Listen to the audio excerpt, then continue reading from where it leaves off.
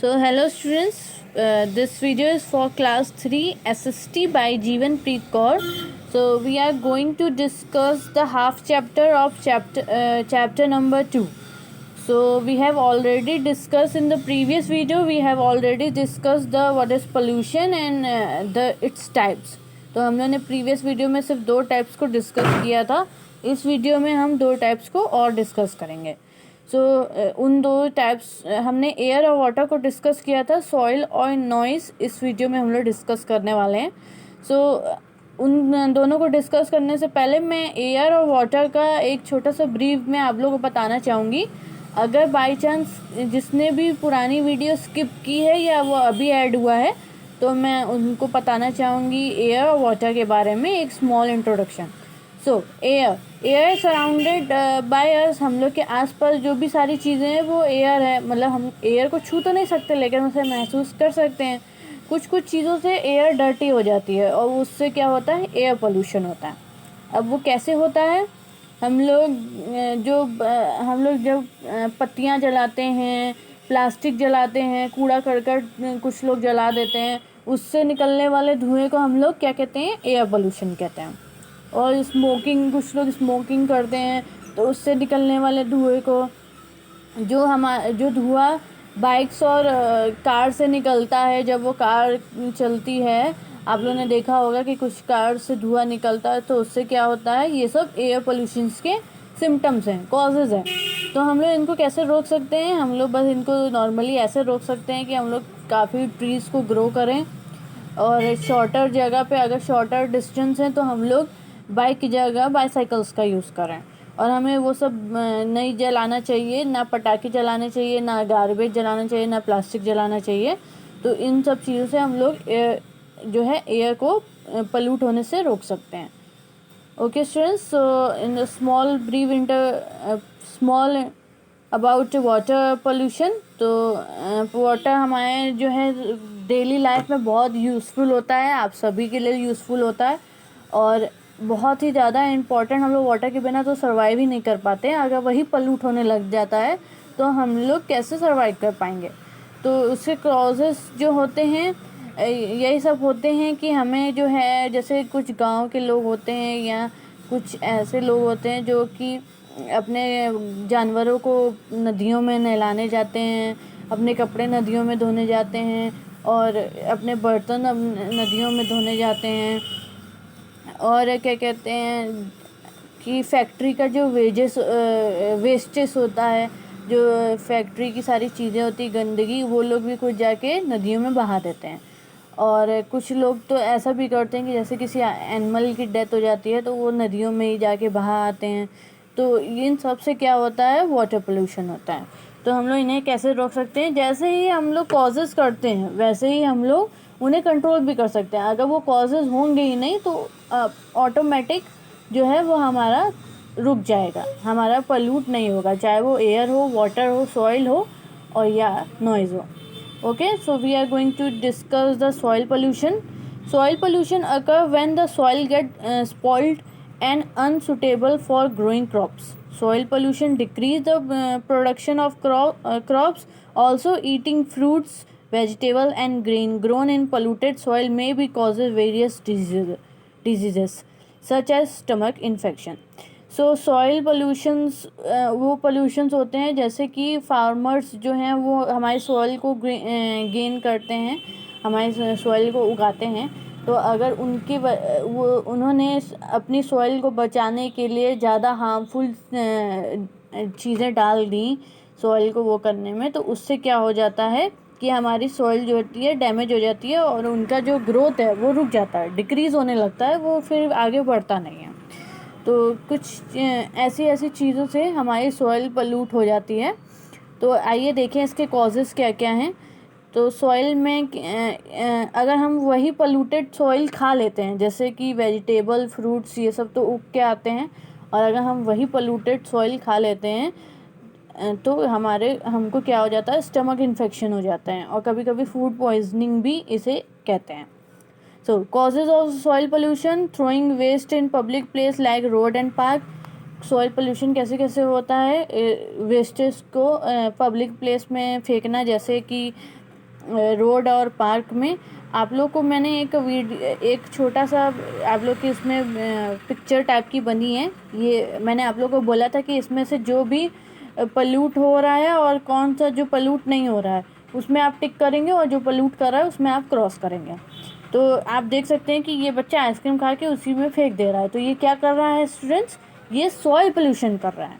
Okay students, so overuse of chemical to grow more crops and kill insects by farmers and in their field। मैंने आपको बताया कि farmers जो अपने soil को ग्रो करने के लिए ज़्यादा केमिकल का यूज़ कर लेती हैं, उसकी वजह से भी सॉइल ग्रो करने की जगह डिक्रीज़ हो जाती है।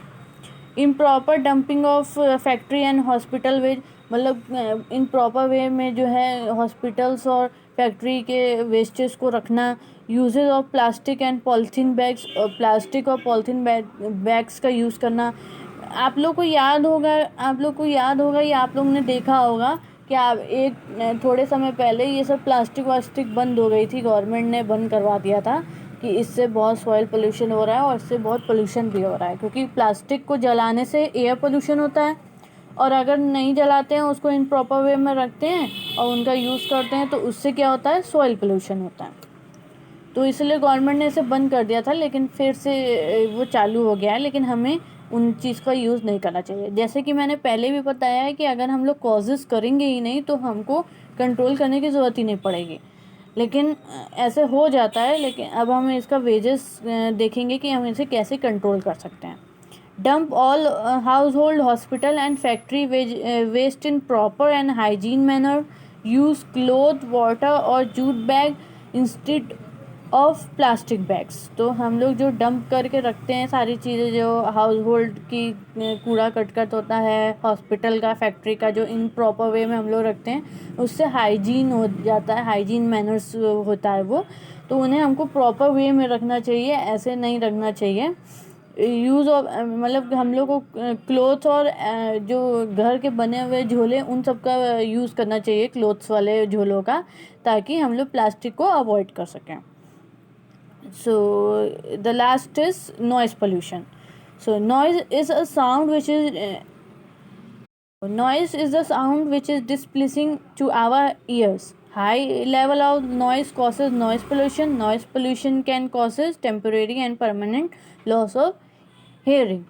So noise pollution आपको समझ ही आ गया होगा। आप सारी चीज़ें किससे सुनते हैं, कहाँ से सुनते हैं? अगर आप बहुत तेज़ आवाज़ में टीवी देख रहे हैं तो उससे आपके कानों में दर्द होने लगेगा, आप लोगों को लगने लगेगा कि कितना तेज़ टीवी चल रहा है, उससे आपको दिक्कत होने लगेगी।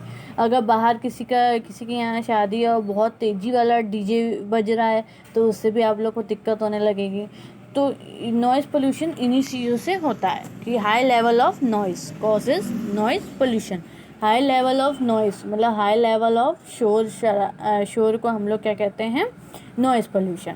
Causes of noise pollution, the source of noise can be indoor and outdoor. मैंने आप लोगों को बताया इंडोर भी हो सकता है और आउटडोर भी हो सकता है। इंडोर कैसे हो सकता है? जैसे हम लोग अपने घर में टीवी लगाए हैं, फॉर एग्जांपल हम लोग ने अपने घर में टीवी लगाया है और वो अचानक से टीवी की आवाज़ एकदम हाई हो जाती है, जिससे हम लोग को प्रॉब्लम होने लगती है। वो क्या कॉजेज़ है उसके? वो हैं नॉइज़ पोल्यूशन के। अब आउटडोर कैसे होगा? मैंने अभी आपको एग्जांपल दिया कि जैसे बाहर शादी हो रही है और आप लोग ने वो शादी हो रही है और उनका डीजे बहुत हाई वॉल्यूम में है, तो उससे क्या होता है? नॉइज़ पोल्यूशन होता है। Indoor noise occur from playing loud music and using electronic application such as a mixer. तो मिक्सर से भी प्रॉब्लम हो सकती है, क्योंकि जो मम्मी लोग ग्राइंड करती हैं, मिक्सर चलाती हैं, तो उससे कितनी तेज़ी से आवाज़ आती है, उससे भी प्रॉब्लम होती है, उससे भी नॉइज़ पोल्यूशन होता है।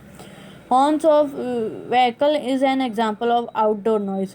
जैसे मैंने डीजे का तो बताया ही है, लेकिन जो है बाहर अगर कोई आता है और वो बार बार लगातार हॉर्न बजाता रहता है तो उससे भी क्या होता है? नॉइज़ पोल्यूशन होता है। Ways to control noise pollution, तो वेज हैं avoid bursting fire crackers, play music at the low volume, avoid unnecessary honking. तो आप लोग जो कॉजेज़ करते हैं उन्हीं से आप उनको कंट्रोल कर सकते हैं, जैसे कि म्यूज़िक को कम वॉल्यूम में बजाना चाहिए। हम लोग पटाखे भी बजाते हैं तो उससे भी बहुत नॉइज़ पोल्यूशन आता है, तो उसको भी नहीं करना चाहिए। और अननेसेसरी हॉर्न मतलब जो हॉर्न बजाते रहते हैं अननेसेसरी का, तो उनको भी हमको वो करना चाहिए। तो की पॉइंट हमारे हैं पोल्यूटेंट एंड पोल्यूशन। पोल्यूटेंट जो होते हैं वो सब्सटेंस पदार्थ, जिन पदार्थों से हमारा पोल्यूशन होता है उन्हें हम लोग कहते हैं पोल्यूटेंट। और pollution the state of being dirty, जो हमारा एनवायरनमेंट डर्टी होने लगता है तो हम लोग उसको कहते हैं पोल्यूशन। सो ये आप लोग का राउंड अप है, तो अब आप लोग इस राउंड अप को अपनी कॉपी में बना लीजिएगा। जैसे अगर आप लोग ने फर्स्ट पेज पे एयर के बारे में लिखा है, जैसे आप लोग का पहला क्वेश्चन अगर एयर के बारे में होगा या वाटर के बारे में होगा, तो आप उसके सामने ये छोटा सा फिगर बना लीजिएगा। ये आप लोगों को बहुत हेल्पफुल होगा। वैसे मैं जब आपको रिटर्न वर्क करवाने लगूंगी तो मैं आपको बता दूंगी। Pollution, air pollution cause bye smoke, cutting of trees etc। कैसे स्मोक से होता है, और जब पेड़ कटते हैं उससे भी एयर पोल्यूशन होता है। Water pollution cause by throwing waste, bathing etc in water bodies. Water bodies में सारे कूड़ा कट फेंकना, और मैंने और भी सारी चीज़ें जो हम लोग ने लेसन में एक्सप्लेन की है, वो सारी चीज़ें वाटर पोल्यूशन के पार्ट हैं। Soil pollution cause by throwing water in open and using plastic. Plastic का यूज़ करना और सारे जो चीज़ें हैं वेस्टेज को ऐसे ही रोड में पब्लिक प्लेस में फेंक देना, क्या है, soil pollution. Noise pollution cause bye loud music, noise and vehicles. तो हम लोग ने ऑलरेडी ये सब चीज़ें डिस्कस कर ली हैं। तो तेज़ आवाज़ से, व्हीकल की आवाज़ से, डीजे की आवाज़ से, मिक्सर की आवाज़ से, ये सब से क्या होता है, नॉइज़ पोल्यूशन होता है।